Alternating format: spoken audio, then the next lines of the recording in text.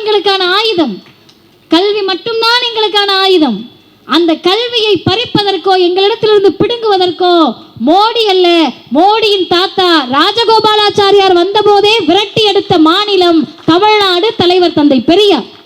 அதற்கு பிறகு ஒரு முதல்வர் துணிச்சலாக சொன்னார், கட்டை விரலோ தலையோ இந்நாளில் காணிக்கையாக எவனும் கேட்டால் பட்டை உரியும் சுடுகாட்டில் அவன் கட்டை வேகும் என்று முத்தமிழறிஞர் கலைஞர் சொன்னார். அந்த உணர்வு எதுக்கு வருது? ஏன் மதிவதனிக்கு வீதி வீதியா போய் படிச்சிரு முதல்வர் சொல்றாரு கேளு, புதுமை பெண் திட்டம் இருக்கு, தமிழ் புதல்வன் திட்டம் இருக்கு, நான் முதல்வன் திட்டம் இருக்குன்னு எதுக்கு பேசணும்? ஏன் படிச்சு முடிச்ச பிறகு உங்க பிள்ளைங்கள்லாம் வந்து இந்த இயக்கம் தான் நம்மளை படிக்க வச்சுச்சு சொல்ல மாட்டாங்களே? பெரியாருக்கு இந்த சமூகம் நன்றியோடு இருக்கிறதா? தலைவர் கலைஞருக்கு இந்த சமூகம் நன்றியோடு இருக்கிறதா?